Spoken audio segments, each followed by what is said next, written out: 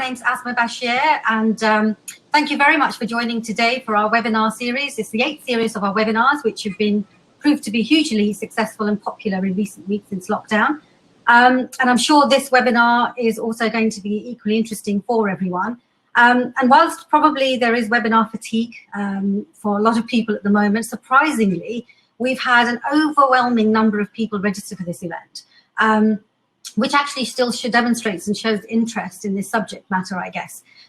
So we're going to start the session very shortly, but before we do, there are a couple of housekeeping points that I just wanted to go over. So before we start the session, on the right-hand side, you'll see a panel where there is a Q&A session. So if anyone has any questions they'd like to ask, please feel free to do so. You can ask them anonymously, or you can ask them with your own name. Also, if you have any questions that you'd like to follow up with afterwards, then please don't hesitate to contact us. So anyway, with regard to the session today, we hope it's going to be very interesting and engaging for you. And so without further ado, I'm going to make an introduction to all the speakers. And firstly, I'd like to introduce you to an extremely impressive host for the session, Josh Romisher, who has been who has actually been on our webinars previously, and he inspires me personally with his knowledge and his experience, and I hope he's going to do a tremendous job today. So Josh, please, just if you can undo your mic and your camera and come on and introduce yourself to our as a panelist. Next, I'd like to introduce you to a great friend of mine and a colleague whom I've known for the past couple of years, Tuba, directly from Saudi Arabia. She's on screen already. Tuba is a huge inspiration. She's somebody who's set up a number of leading networks around the globe, as well as Saudi's first tech accelerator, which is in itself a great achievement. So welcome, Tuba. Next up, I'd like to introduce you to Peter Cowley. Again, someone I admire and respect immensely for what he's achieved over the years. And he's going to be able to share a wealth of experience from many investments he's made himself, and all kinds of other things that he's been doing in his career. So Peter, please join us as a panel.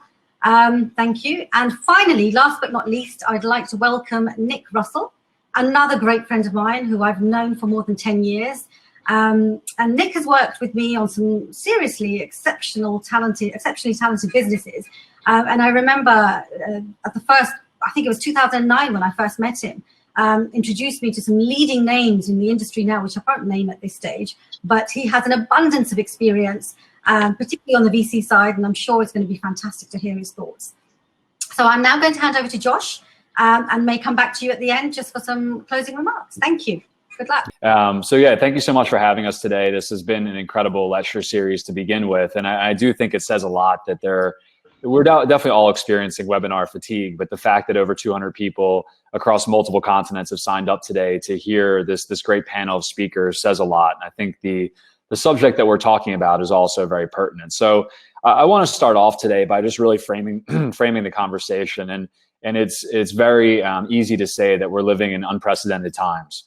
This is nothing that anyone here has ever gone through. I personally lived through and worked on the front lines of the financial crisis at a bulge bracket bank in New York through 2008. And this is very different than even that experience. And so what I want to do is at least say that entrepreneurism does give us a framework to really come at these difficult challenges and think of adversity as opportunity. So the things that we learn as being an entrepreneur or as an investor, we can definitely use today in this new normal. And so what I want to do here today is talk to our incredible panel. And I think one of the great things we have here are people who are both investors and entrepreneurs. So having both sides of this marketplace is really, really important. I think a lot of times we look at raising investment and we look at it as potentially a zero-sum game. As an entrepreneur, you say, oh, I have to find a venture capitalist to give me money. As a venture capitalist or as an investor, you say, I have to find the right entrepreneur to put my money in. But in the end, this is a partnership. And the thing that I can say after living and breathing and doing a lot of things within fundraising for the last 15 years is that you want to find great partners. And I feel like everyone on the panel today has a very unique perspective, given they've been both an entrepreneur and an investor. So I want to kick off today. We're going to speak for about 30 or 40 minutes with a series of questions. I will look at the questions in the Q&A and bring some of those into the discussion as well. So please fill that in, and we'll take some time at the end as well to go back to those questions. So to start it off, just a question to the panel at large. This might be a tough one and easy at the same time, but how has your perspective as either an entrepreneur or an investor changed in the last 3 months? Shall I start, as I'm the only one with it? So yeah, it's changed a lot because, as you pointed out, it's a partnership. So my background is entrepreneur over the last 40 years, set up over a dozen businesses, but I've invested in over 70 companies, and I've still got 50 something in my portfolio. And in all cases, because I invest very early stage, I'm investing as a human being in another human being, or a human being, a team, an entrepreneurial team, and building up that trust in order to invest without physically meeting is something that we're just starting to get used to. So at the moment, although I have on my own website, petercowley.org, I say that I'm not investing in any new businesses, I'm still looking at them. And I suspect I will be investing again when I get to the point where I can actually spend a little bit of time in the company of these people. This is the big change at the moment. Now, bearing in mind, we're only 8 weeks into this so far, or 7.5 weeks here in the UK since lockdown. But it takes longer than that to get a deal closed. So I don't think, apart from the delay in the process, it actually should be making too much difference in terms of investment appetite, providing one can work out the risk of the future, which is so difficult, which is why this future fund, this question that's just come up, is a convertible loan note, so that it's basically not setting the price until further down the line. So the big difference is not, at the present moment, is not being able to spend time in the same room. It may be because my grey hair and my age or something this, but I still feel it's really important that if in order to build a relationship and trust with an entrepreneurial team, one needs to be in the same space. I'll hand over there.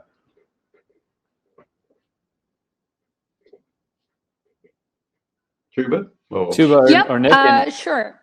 For Middle East in general, and particularly in Saudi, we don't have the convertible loan structures. So we rely on VC and equity-based investments, as well as government, subsidized, type of matching fund type of investments. So during this last 2.5 months, which is when it started in Saudi, and we're almost in full lockdown now, we have seen a primary change in the focus of which industry people want to invest in, rather than before the COVID-19. So Saudi had just gotten into the entertainment industry. We were throwing big parties, huge concerts. We just got our entertainment authority aligned, and now all of that has changed. Focused back to industrial, non-oil diversity, healthcare, primary care centers being set up, privatization of the healthcare centers, supply chain, logistics, all of the focus shifted to very real industries. And I would say the investors' appetite is still there. It's just that, as Peter said, we at our stages, whether it's angel or VC, invest in people, and they want to see some level of success. And being able to show traction during the time of COVID-19 is not an easy business. And you don't want to invest in a company that does not have traction. And that's where we stand today.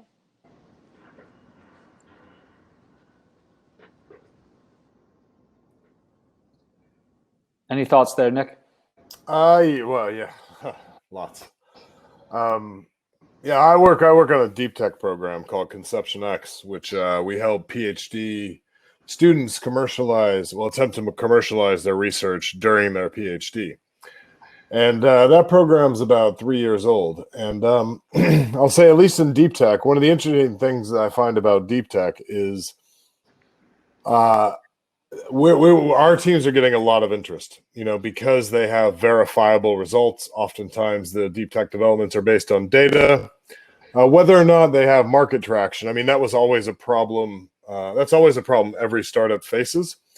I'm actually exceptionally bullish on startups now. I mean, I understand the social distancing and everything, but the reality is, I'm in London. I went out yesterday, and it's kind of like half lockdown, like it's half over, right? I don't think this is going to be the giant universal cataclysm that it could have been. And I do think in terms of investment, I mean, if you've ever been VC backed, the guys don't come and sit in your office 8 hours a day, 5 days a week to do due diligence. I mean, I think in Silicon Valley, the average investor has met a team, I think it's 6 to 8 hours before writing a check. So 6 to 8 hours at 6 feet of distance. I mean, that's still very possible. And I know we're looking at decentralized teams, and I know we're looking at a lot of different stuff. I mean, I'm very bullish on the fact, for me, I think this gets back in a lot of cases to the idea and to the data.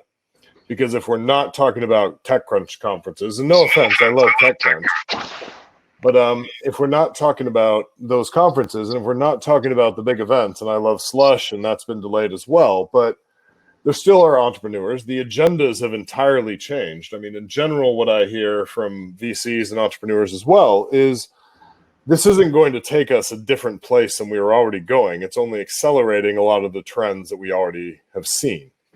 So especially when we're looking at digital health, when we're looking at e-commerce, I mean, some of those industries have made years of progress in the matter of weeks and months, and I don't think that's going to go away. And if you need to do DD, I mean, I think there are ways to do that. And I think the social distance guidelines will relax and you will be able to meet and get an understanding. So overall, I'm quite bullish in general, especially on the deep tech sector. But, venture capital is all about taking advantage of opportunities. And if I can add one more point there, I talked to a venture capitalist who manages, I think his fund manages about $1 billion in Europe. And he said, in the vacuum that we're experiencing, there's a lot of disruption. We don't know where things sit, but what he's going to look for is what could you have done and what did you do? So if for your business that meant putting your head down, managing cash flow, and putting people on furlough and surviving, that may be the best you could have done, and that's great. You're alive. If you were able to steer into it and somehow show something new, or really, like Tuba said, like find traction or find something in this, then I think that's going to be a huge check mark for that entrepreneur of credibility. And I will say, my final point with that conversation was there are a number of businesses, especially in travel, hospitality, and retail, where they weren't able to test new innovations and processes because they had to somehow section off the test subjects from the real-time operating environment. And there's a very big hospitality business that has taken full advantage of this to roll out an entirely new point-of-sale system in 10 weeks. And that's not a startup, that's a private equity-funded business. But that entrepreneur, okay, you're locked down, you have no revenue for the foreseeable future. What are you going to do? Well, there's this whole list of stuff I'd like to do that I can't do because normally our restaurants are full. But now, guess what? We can steer into it, right? So I think in general, I think things have changed. However, I'm really, really bullish on startups and especially deep tech. That's great. One of the threads I heard there was this idea of trust. I talked about partnerships. We heard about people investing, about humans. I guess as you start to look out at the new world, is there a type of entrepreneur that you would like to invest in? Are there certain characteristics, certain personality traits, even certain things that you saw how they led through a crisis that would say, okay, this is a person that I want to put my money or my time or my effort into? Just curious about those personal characteristics that you're looking for in your entrepreneurs. Well, personally, no, not yet. I mean, obviously, all entrepreneurs need to be able to walk through walls or find hidden doors and etc. All the things we want out of them. They need to listen. They need to be coachable, etc., etc. But I can't imagine there's a human characteristic or trait that an entrepreneur hasn't already got that's important in these times. There may be differences, as both Tuba and Nick have said, in terms of sectors they're in, but I think in terms of the human beings themselves, I believe it'll be the same. Peter, if you could just expound on that a bit more, what were the characteristics that you found in great entrepreneurs even pre-crisis? Well, yeah, I mean, it's the 7 Ps or the 5 Ps or the 6 Rs or whatever. But the two things, I put up 2 slides in this situation when I'm giving a talk. And one is that they listen, and the second is that they tell the truth. In other words, they don't lie, stop and even weak.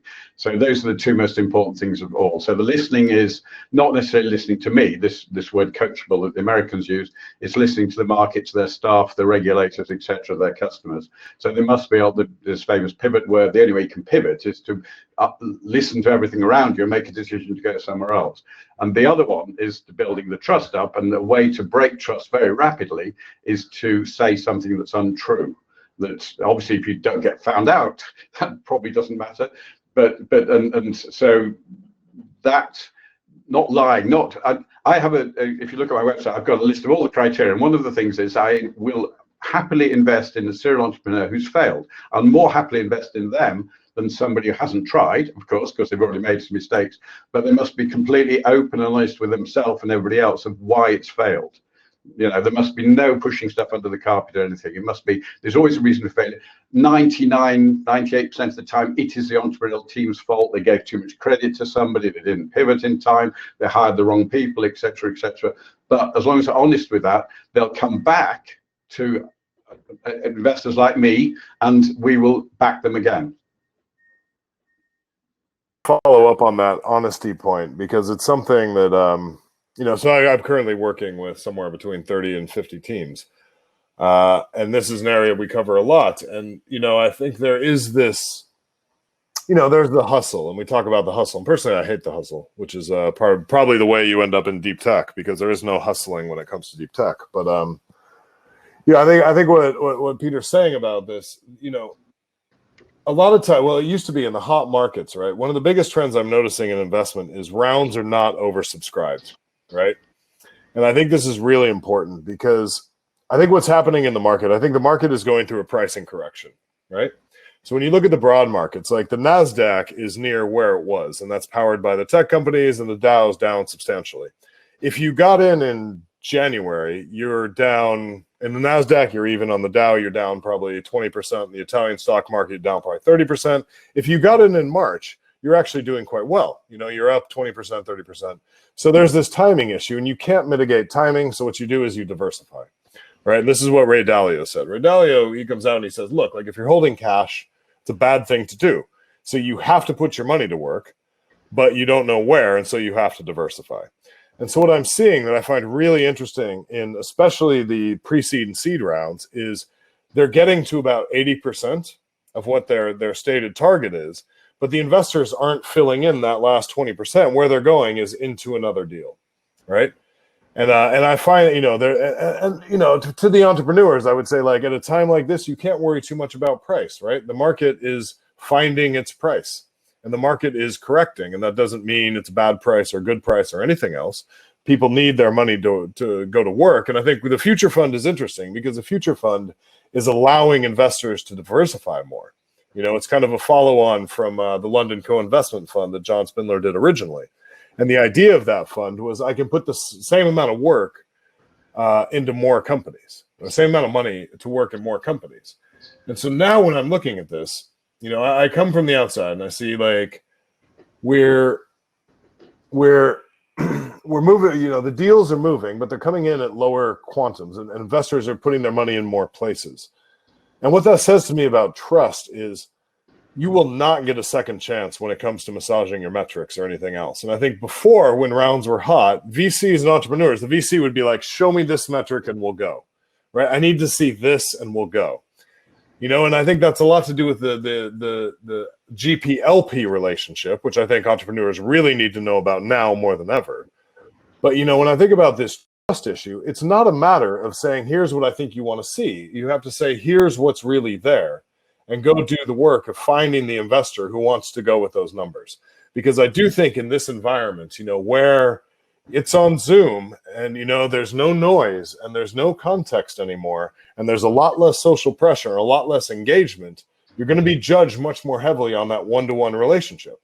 And if you're not upfront, if you're trying to massage something, if you're trying to say something that's not true, I think that would hit you normally. I think it's going to hit you 2 to 3 times as hard now, because you're not going to come back, you know. And I think like Peter says, you know, the VCs I'm looking at, they're like, we don't know where the metrics are going to wind up, and we're still investing in people. And so therefore, we're going to invest in the people that I would say, you know, integrity is number 1, and number 2 is adaptability. So if you're going to tell me it's too hard to sell on Zoom, then it's too hard, right? Like then you're not adapting to the environment. But if you could figure out a way to do BD on Zoom, then that's great. Maybe you win. But this all, you know, if you don't have the integrity, and if you're not upfront, I think you're really going to struggle in this time, you know, because I think there's less opportunities to come back from it. How does that resonate with you, Tuba? Well, when I think about it, one factor that I would emphasize more on would be grit. Entrepreneurs, I have seen in the last 3 months, far too many businesses close, whereas they could have been saved. Every time I hear of a business closing, and we deal in, as investors, we hear so many things from our teams, no, we can't do it. And the amount of pushback that we get for readapting to the environment as it is. And I don't think this is any different than it was 3 years ago when the economic downturn happened. I mean, COVID is just another barrier. And any entrepreneur, as Peter always says, has to be a superhuman. They need to be able to have X-ray vision into the future of what their business is going to look like at the end of this, and what are those criteria that they need to get done right away. And grit, obviously, is part of that equilibrium. Trust, adaptability, definitely, but seeing it through is very important for me. And especially when it comes to female founders. As a female entrepreneur, I always get asked questions around female founders. Yes, they have tremendous value. Yes, they do so many things, but at times I feel they just give up too quickly. And could be because their networks are less, or maybe they had less exposure than their male counterparts into the business rationale. But it's paramount during these times. People need to understand, as Nick was just saying a moment ago, the way they have to pitch to investors have changed, the way they reach out to their consumers have changed. And I don't think we want to go back to what was there before. We want businesses that have survived the COVID-19 to be the ones that we choose to invest in, because that proves it's on so many levels that they were great. Apart from hospitality, possibly industry that was tremendously, and entertainment industry that was tremendously affected. But even though it's COVID-19 this year, it could be something else next year that has similar impact. And this is what they need to get themselves adjusted to. And one other final factor could be the ability to do remote work. Everybody has been asking for this thing. It's been a trend 15 years. People wanted to do remote work. Companies were showing it off. When the reality hit, people did not know how to work remotely. They were their production levels got reduced, their company outcomes, the way they bid, the way they, everything. You guys are not ready for remote working. So definitely that needs to be inbred into their DNA as well. And I will give a plug for the book Grit by Angela Duckworth, which I think is an incredible book and would recommend for all entrepreneurs to read. So one of the things I heard you say there, Nick, is about diversification, which I definitely agree with. And that is a way to move around your risk tolerance.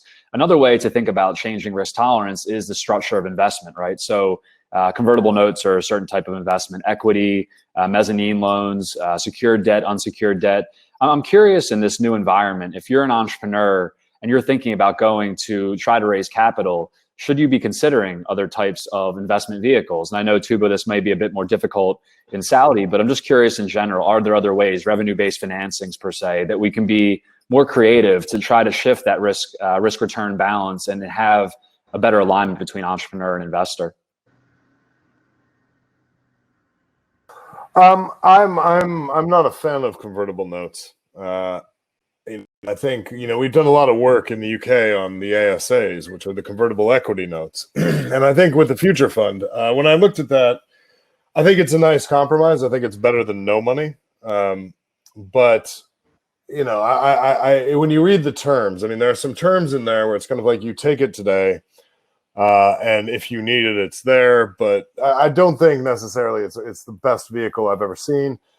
I think revenue, if you can do revenue should always be your first choice. I think probably your number one strategy is going to be cost cutting, which nobody ever wants to deal with. But, I think it's a good test. And there was actually a really interesting piece written by the woman who runs Station F her name fails me, but who runs Station F in Paris. And she said, are European startups too slow to fire? And, in America, you just see the economy is kind of built to upscale and downscale and right size. Whereas in Europe, there's the furlough scheme. And because of the way the societies are structured, there is a huge push not to lay people off, right? There's almost like a social pressure that comes in terms of job retention. And when companies lay off, there's almost a discussion about the moral obligation there. And I think if you're a startup, I goes out to you if you have to lay people off. But I think in a lot of cases, the first thing you do. You have to cut costs. The government has offered schemes. I find, as an American, I'll be very blunt, I find the UK to be interesting because people in the UK will almost do everything they can not to take government money. And even when you're talking about the Future Fund, you're talking about the furlough scheme. I'm on a number of WhatsApp groups, and there almost seem to be this, it's a kind of startup dole, right? Whereas if you're in America, it's like, hey, the government wants to give you money, like, hey, take it and run and never look back. And if you can take it and then violate the terms, we'll figure out a way to do that. Dog eat dog, off we go. And so I find this conversation, like the first thing to do is cut costs and survive, and then look at revenue. And if you can increase revenue, do. And if you can't, then don't. And then you can get into the conversation about financing. But in terms of alternative schemes, I am not a huge fan of alternative schemes because the Future Fund, what we know about it, and I know John Spindler who set it up, and like I said, it's better than no money. But my concern is it's only 5 weeks old. It's only 6 weeks old in inception. It's been hastily designed. It's used an instrument that actually is out of vogue. And you don't know what the future impacts of this thing will be on your business. And so I think the closer you can stay to business as usual in every regard, I think do that. And I think when you start to get into these more esoteric financing mechanisms, you have to take the reality, like at that point, what is your best option? Like I would say furlough over, for example, potentially going down some of the more debt-powered instruments, right? And that would be my view. It's like, should you entertain new instruments? Sure, it's better than death. But, I think there are some very standard practices of operation you should entertain first. So just briefly on that, and I disagree somewhat with Nick, because I think people are using this government scheme, certainly the startups I'm involved with. But what I really want, two things I want to say. One is grants are by far the most important, followed by debt, followed by equity. Because equity will always come with strings, particularly at this time, which you might not agree with. Of course, if you fail, then the best thing to have is equity, because the people lose the money are people, shareholders like us, and it's money that's basically free, doesn't have to be paid back. So the grant system to the UK wound up dramatically. Loans, I think companies are taking that. It's very difficult to take that for a startup because there isn't any revenue there in order to prove that, except the very small loans we have called bounce back loans. Under the Future Fund, I don't know if you're aware, Nick, but there were 700 applications for the money by 9 a.m. this morning. Now, on for 250 million, 700, that divides down at about 300K. No doubt the 250 million has been allocated or pledged or whatever, probably 3 times over already. And that's by 9 a.m. this morning. And there is also the only throttling there is that you can only put 1 application in per day. So there's a VC here in Cambridge has got 5 companies who wants to use it. So they've got to, today, tomorrow, etc.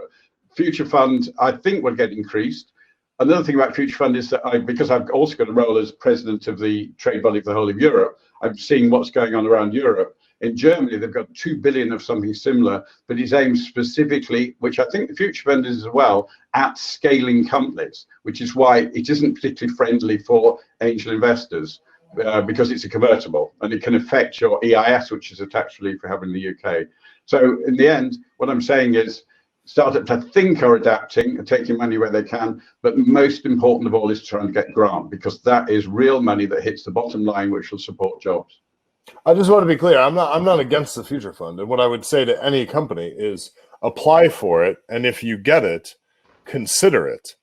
I just think, like, when you're looking at these things, you may have a short-term disruption, and there are extremely long-term implications to these things in your business. You know what I mean? And I like, these rules are literally only for startups and only early stage. But I think, like, rather than go chase the money, like what really painful things you can do that you can reverse in the short term, Whereas if you read the future fund terms, I mean, they're an investor and they're a government investor, and it's redoubling the power of your VC.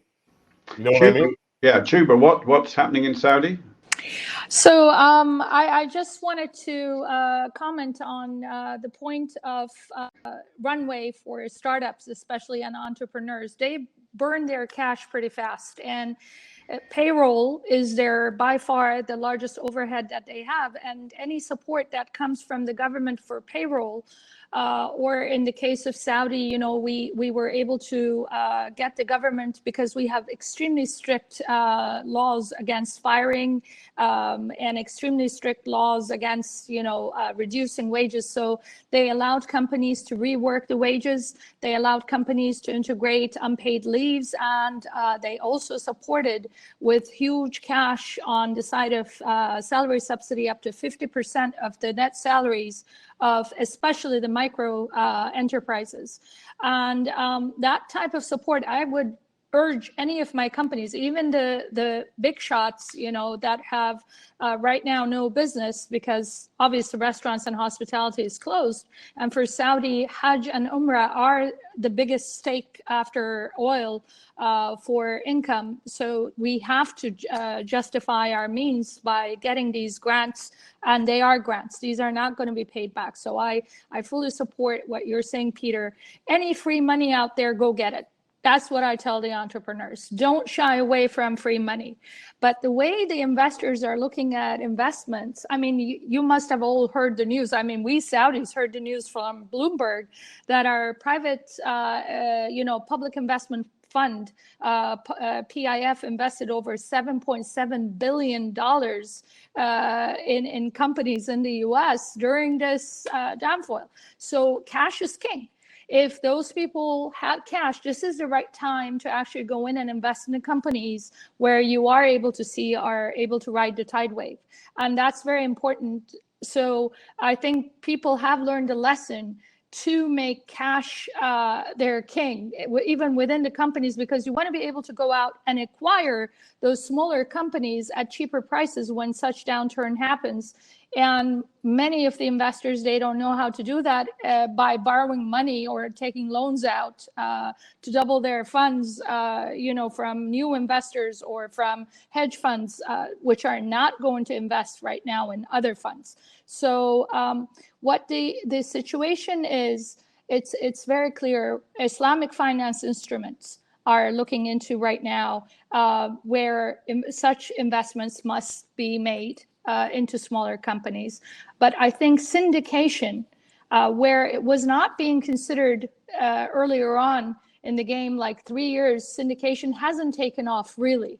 Outside of Angel List in the US and Syndicate Room in UK, it hasn't been major stream syndication, and investors joining hands to fuel, cash flow of entrepreneurs they really believe in should be the new way to go.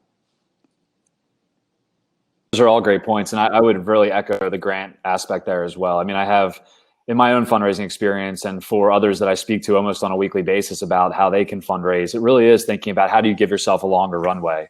The businesses I've helped build in Africa, everything takes a lot longer. And if you think it's going to take 3 months, it'll probably take 6. If you think it's 6, it's probably 18. So the more that you can get that non-dilutive, relatively cheap source of capital to give yourself that time. I always say, as soon as you take an external dollar, whether it's from friends or family or VC, the clock starts ticking, and it ticks very fast. And all of a sudden you have someone else at the table who is telling you what to do and how to do it because you've taken their money, and that might not let you build the business that you want to build. So I would echo that point in COVID, or even before COVID or after COVID or whatever else. Like, get free money if you can and get as much as possible.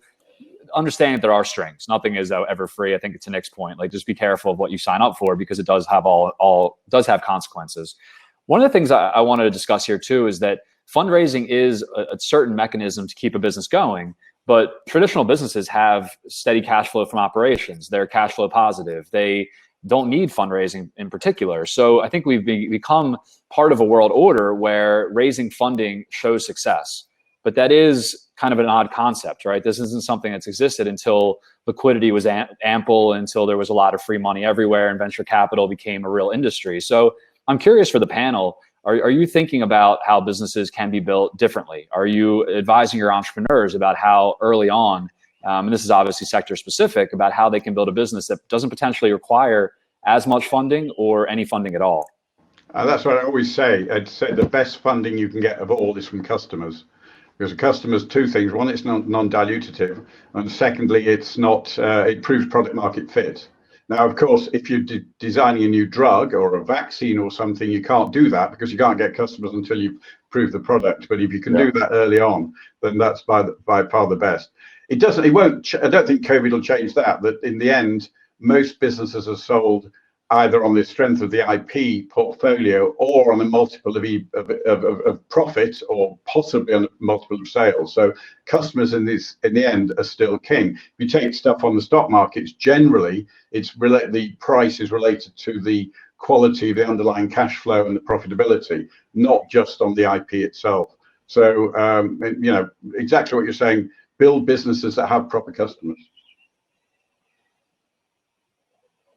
For Nick, I know. I'm sorry. Go for it. Oh, sorry.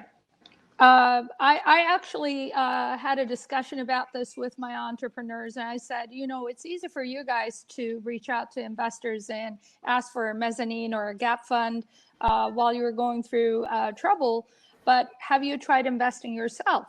Because then you will understand, what it entails before you make such a decision. So one homework I'm giving my entrepreneurs now is whether we have these financing tools available in Islamic banking. I know they're available in UK as well. Backing of gold, backing of wheat, daily deposits. If it goes up, you go up with it. So rather than they're not betting it on the stock market, but they're betting it on real assets. And I tell them, you should get a knack for it to grow your actual company bank deposits and cash, because those ones you can, undo on a daily basis and get whatever else is, the principal stays with the bank, but you get the extra cash. So learn how to manage your money as if it's an investment, not just, every gap you have, you rush to the investors. And it's very important they understand banking world. It is extremely crucial they understand all the strings attached to taking a credit from a bank. Come back me up. I need your letter of credit to be able to submit it to the bank so we can pay payroll. That's not how it should work. They should understand every time they take credit, they have to pay it back, and they can't miss payments. Even in COVID, I mean, banks are they're shrewd when it comes to business, and they need to understand these points. So that's one thing that we're doing differently with our entrepreneurs. I would agree with that point, and I think this actually gets to one of the questions. I think understanding those fundamentals are so important, and I think entrepreneurs should, at very minimum, they should mentor on other programs or coach other startups, because you want to see it as the investor. And what I found funny, I used to go to a conference, Berlin, called Super Return. And it's a private equity conference. And then there's Super Venture. And my first time at Super Venture is right when I started making the move from entrepreneur over to the other side of the table. And watching the VCs pitch the LPs was the same way as watching the GPs pitch the LPs was the same way as watching startups pitch GPs, right? And seeing this mechanism, and this is why there's a question in the field here. But if you really want to know what's going to power your investment as an entrepreneur, you have to look at who's writing the check and where the money's coming from, right? Like, is it a drawdown fund, right? And if it is a drawdown fund, what are the terms on which they can draw down? And if you're looking at a family office, like right now, a family office agenda is not venture, right? It's wealth preservation. And venture tends to be the kind of cherry on the top when everything else is going well. And if you have a family office investor, a lot of times, their mission will change. And I think if you're an entrepreneur and you don't see beyond that horizon, I think you're really missing a trick, because then you don't know who to pitch, you don't know how to pitch them, you don't know what their expectations are going to be. And I think that just follows on from Tuba's point and also hits that question in the chat. I think that's so important. I can't actually remember the other question that was asked. About building different businesses, and I guess it's. Look, like building different businesses. I think I love that point, and I love when investors look at startups and they're like, "Yeah, go do revenue," and it's like, if I could, I would, right? But people don't work for free, and Apple, Google, and Microsoft are making sure every qualified developer in the world is unavailable to you, and you need firepower, right? Like if you could build a business for free, venture wouldn't exist. But the reality is you can't sell a half-built product. You can't sell a half-built film, half-produced film, like any of these things. I think venture is very powerful, and I think we are just at the very beginning of venture. What I'm encouraging the guys I work with are look at the exciting stuff like the blockchain. Look at stuff where you can actually sit on the payment flow as you sell if you're selling digital goods. Look at where the market's going. And stop going and pitching groups of white men sitting in towers, and see if you can somehow get your product working on a financial protocol layer. Like, can you do microtransactions? Can you atomize your business into smaller executions of SaaS? Can you go freemium? You know what I mean? Can you kind of take all of the existing techniques, models, and everything you have available and literally sweat them? Like, can you push on that so that you can get early revenue, and you can just show proof of revenue and use that in conjunction with investment to get better valuations, to de-risk the business faster.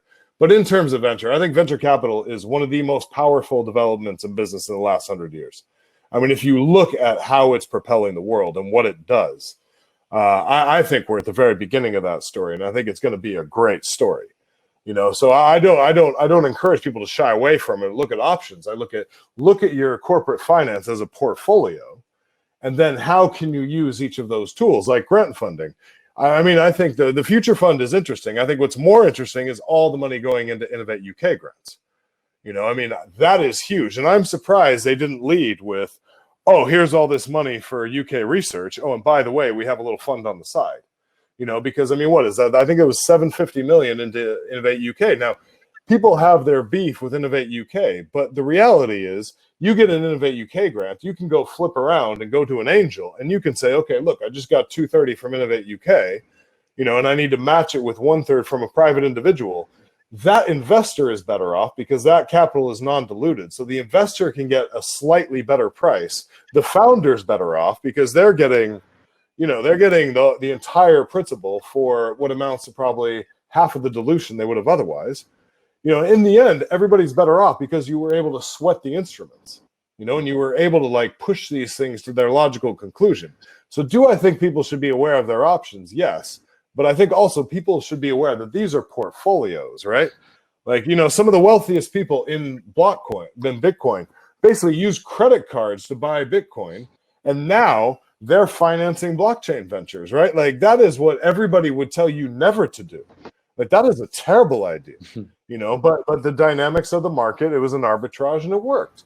Am I to say like you shouldn't do it? I'm gonna tell you shouldn't do it, but does that mean you shouldn't do it? No. Like if you think you can handle it, yeah. So I don't think people should necessarily go and think of like what's the one financing mechanism I should go after. I think they should look at this stuff as a portfolio and see what they can do with it on that basis. Yeah, it's a great point. I think to speak to Tuba's point there as well, it is important for entrepreneurs to understand how finance works, to do the work, to get into, and there's so much information online. I mean, whether it's a video or a book, to understand how these different vehicles work, understand how grants and debt and equity and everything works. And it is a portfolio approach. So I definitely want to echo that. I'm going to pull a question or at least a thread from our Q&A. And people are asking about certain industries potentially not being sustainable, about certain industries going away. And then I'm hearing Nick talk about blockchain and deep tech. I'm hearing Peter talk about certain industries that he's thinking about, and Tuba as well. I'm curious, what do you, within maybe, give everybody a minute, because I have one more question after this before we have to wrap up. Is there anything that's going away? Is there anything that you think is going to be put by the wayside in this crisis, and things that are going to rise out of the ashes as really interesting opportunities? Well, nothing that's been put away yet. This is very early days. As I said before, only 8 weeks into it. There will be changes. Social distancing, wearing masks and so on will be present for some time. We may end up with COVID 20 or 21. Sorry, you've just got a message there, haven't you? You've been given the... It's because you got so much to say, Peter. No, it's not me. No, you weren't handing that to me, I'm sure. but there will be, having said that, there will be a whole stack of new things, ed tech, med tech with video connections. GPs have suddenly realized actually it's very much better that you're actually doing something through a video consultation, and patients are, because you don't sit in the waiting room for half an hour because the doctor's late. So there's loads of new opportunities, but it's not yet, in my view, apparent, because it's so new. This, we are literally, might be in China, it might be 6 months old, but in Europe it's about 2 or 3 months old, that's all. So these will be coming out of the woodwork. The entrepreneurs will be working on them, coming to us for investment over the next weeks and months, but not just yet. That's my view. Well, I would like to add to that, if I may. I think business models for the sectors are changing rather than dismissing whole sectors. But as it happened during the when we came into knowledge-based economies further down, and now we're going to go into the massive speed up of Internet of Things. This just put us 15 years ahead. That's all I can say. We're going to see, Star Wars happening sooner than it would have otherwise. But are we going to teleport? That might even be developed. I mean, my kids are asking me, can we teleport to grandma's room? So all sorts of hologram, visual technologies, all sorts of sense and sensation technologies that will allow for remote sensing, and definitely ed tech and health tech. But more importantly, and this is something that we realized, all of us, as we are staying at home, the essential workers out there were risking their lives, and they still are till today. So there needs to be a lot of city infrastructure. So I actually work with the Jeddah municipality to trying to triple their revenues down the next 5 years. That's one of my projects. And we had one set of projects just before the COVID. And now we have a completely set of projects, because now we know what the cities have to become around the world are a support anchor of businesses. And the way businesses are run depend on the infrastructure those cities provide, whether it's 5G or it's going to be 10G probably in 5 years from now. But whatever is that infrastructure, whether in internet or supply chain or logistics, waste management, energy management. Today, I would support any entrepreneur who can tell me how to get my water tanks cleaned in a matter of minutes, right? So things that used to be done a lot physically are definitely going to get automated, and entrepreneurs need to rethink their relevance, and are they relevant to the need of their clients? The size of the price is very important, definitely. I don't think they're able to, at the moment, measure the market correctly, as Peter has been saying throughout. There's a lot of gray areas out there, but sense and sensibility tells you if people need it, you go after it, because your money is where your customers are, where the demand is, and you have to go after how to deliver it to them the way they are expecting it to be delivered to them is your ultimate goal in life. That's hard to follow, but I'll give it a shot. I really fight against this idea of a new normal, right? And COVID as a disruption, because before COVID, like in the UK, it was Brexit. And before Brexit, it was the global financial crisis. And before that, it was something else. I don't believe in this idea of a normal, and I think like now we have a pandemic. Everybody told us it was coming, but, these things happen. And then, like in terms of what's going to go away and what's not, I mean, my first startup was in commercial. Well, my second startup was in commercial real estate. And people used to talk about the death of the mall. But then I went back to like Rome, and the first mall was Trajan's Mall, which is 2,000 years old, and there's something about people getting together with products and interacting with each other that they like doing. You know what I mean? So like retail, like the demise of retail is always coming, but it never quite happens. Instead, what happens is the theatrical offer changes in shape, or the physical environment changes, but the fundamental principle of the business doesn't really change all that much. And I find this fascinating right now in remote working, because before you had all this, when you said, I'm going to work from home, all your bosses were like, yeah, you're not really working, are you? You know, you're just sitting at home having a laugh. And if you were a junior, you're like, no, I'm just working at home. But now all the senior people have been forced to work at home, and they're like, wow, on one hand, this is really hard and really awkward. But on the other hand, there's a lot about it I like, right? Like, wow, this is really actually cool. I get you were doing work and you can do work. Now all the junior people are like, dude, I'm at my kitchen table for 2 months. I really need the office. I need mentoring. I need lunch with people, you know, and you have this thing. So it's like before, people didn't want to go to offices, and senior people are like, no, you have to, because that's how we do it. And then now it's like senior people are like, I love my Gloucester house, and like, isn't my life great? We're all going to work remotely. And the juniors are like, you don't pay me enough to have an office. Like, I want to be back in your office, you know? And so like with these disruptions, there's never one version of them, you know? And it's, you know, I think I like what Tuba says, because it's like, it's going to be human need, and there are going to be new ways of serving them. And you know what, I'll close on this. I find it fascinating because my partner, she runs a consultancy which is about helping to deploy technologies, and one of her regions is Africa.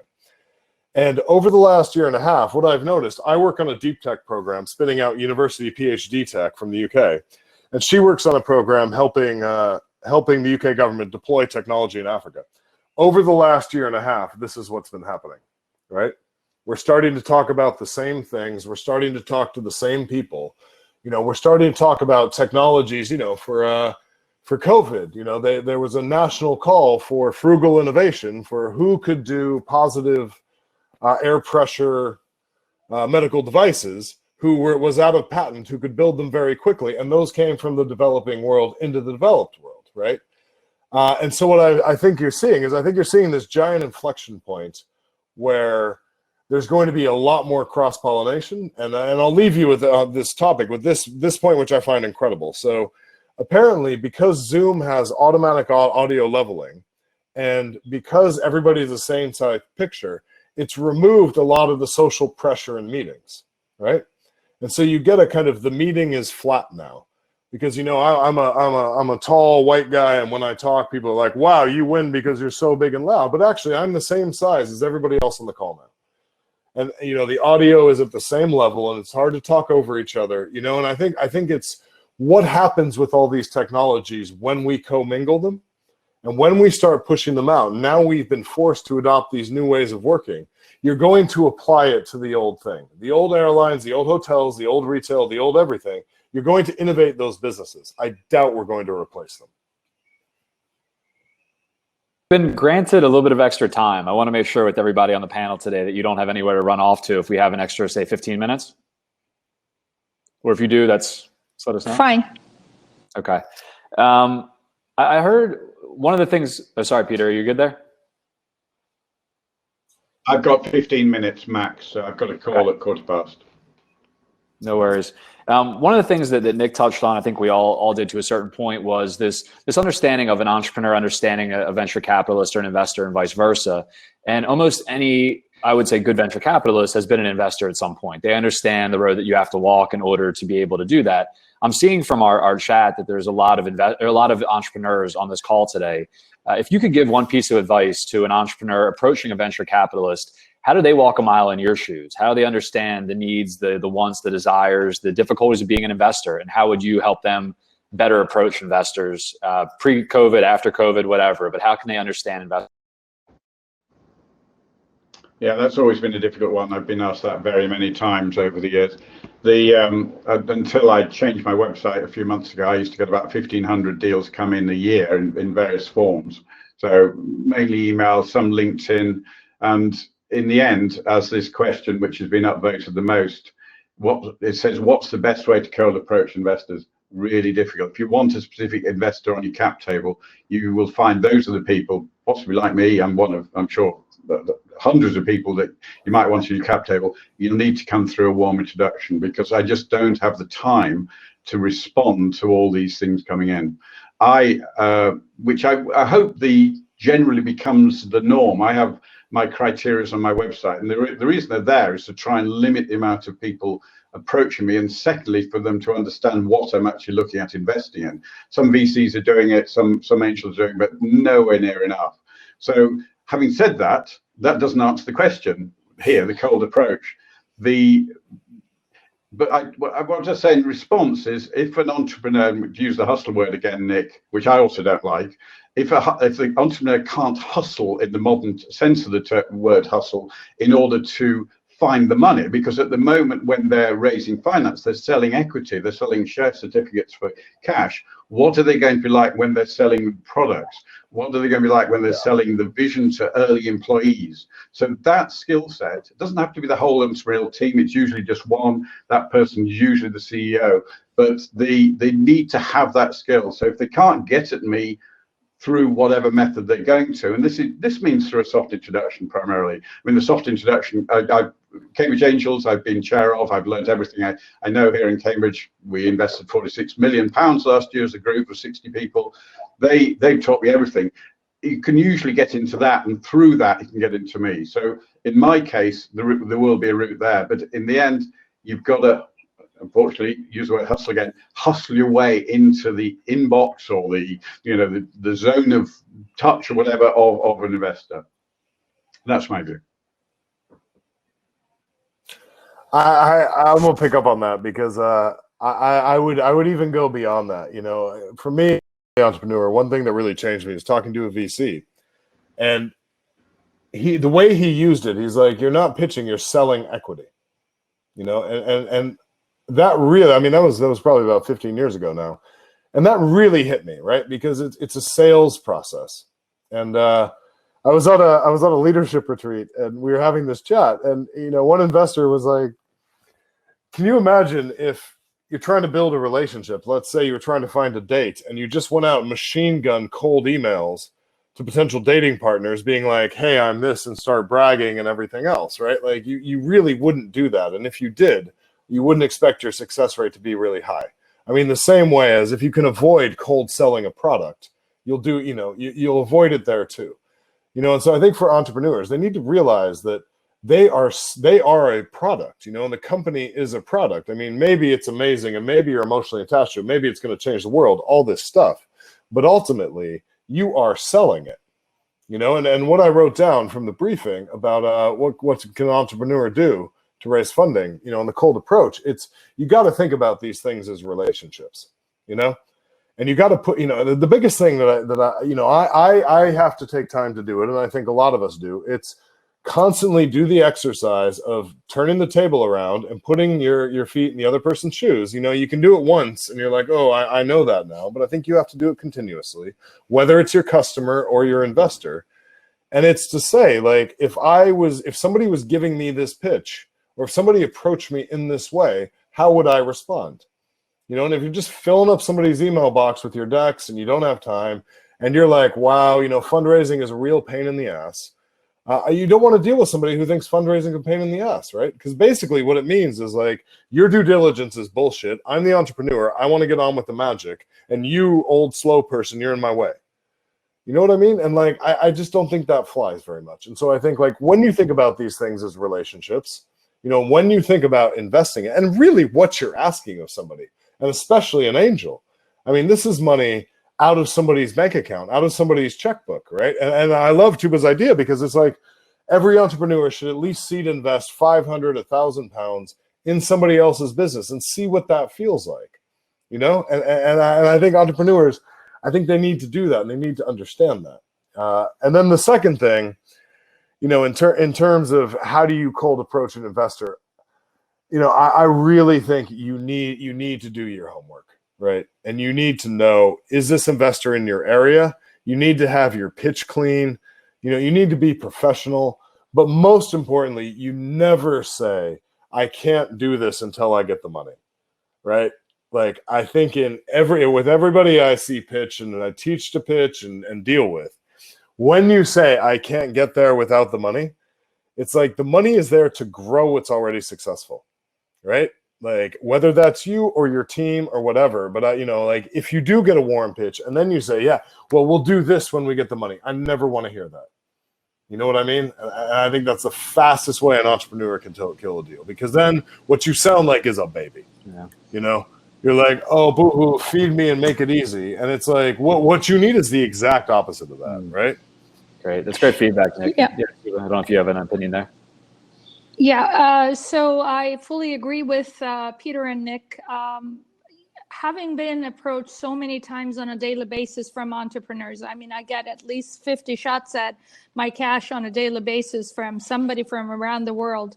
That's LinkedIn alone. Forget the WhatsApp messages. I don't know who's handing out my mobile number, but and the tons of emails. It's extremely hard to tell what is real from what is hoax as well.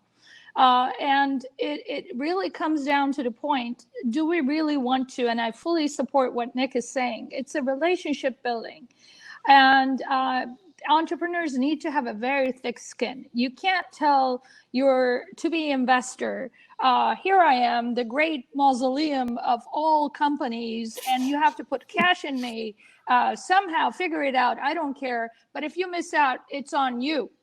You know, that's basically the way they make you feel. And it feels bad sometimes, to the point where I don't want to see any more, you know, oh, how could you miss this? Yeah, of course, you couldn't tell the difference between a good investment and a bad investment.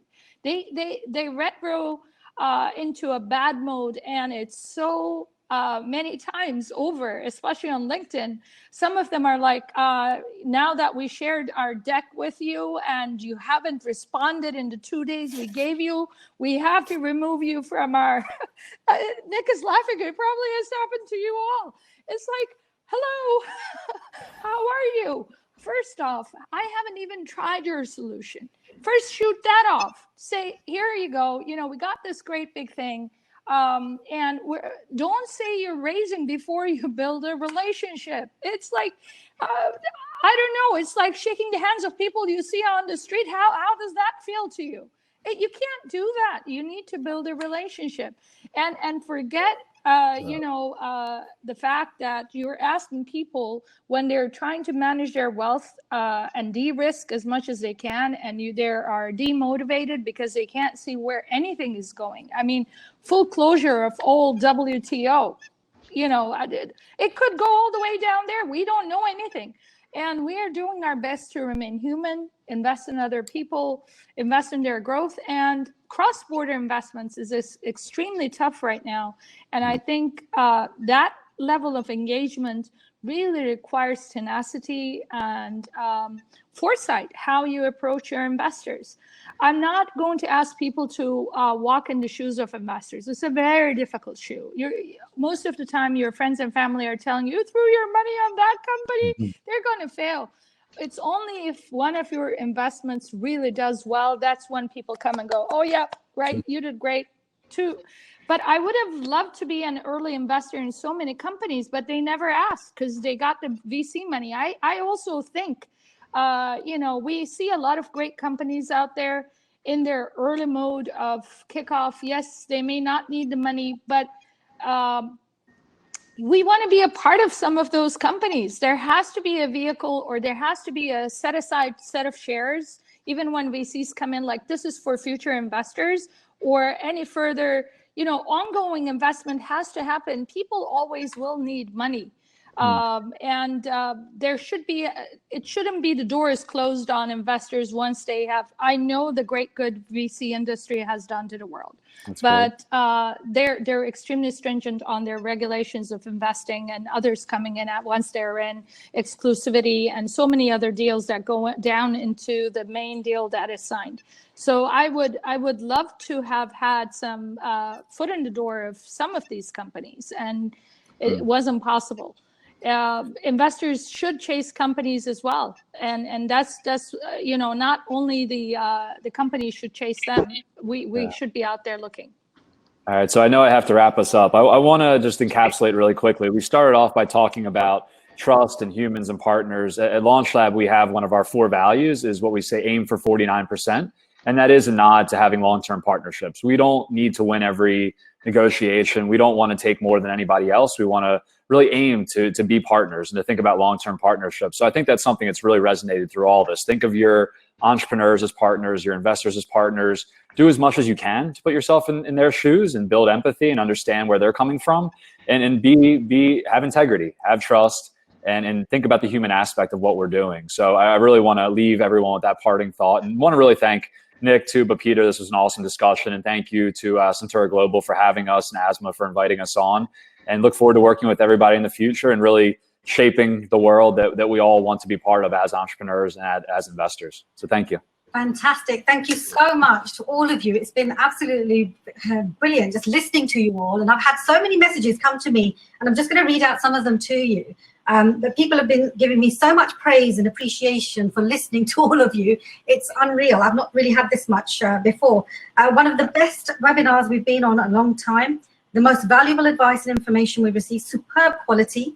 And I'd just like to thank you all, and thank you to everyone for listening and for attending this, but it's been completely valuable. So I will reach out to all of you and appreciate your time and attention, and we'll speak to you separately. Thank you very much. Thank you. Take care. Thank you, Josh. Thank you, Nick and Peter. And Thank you, everyone.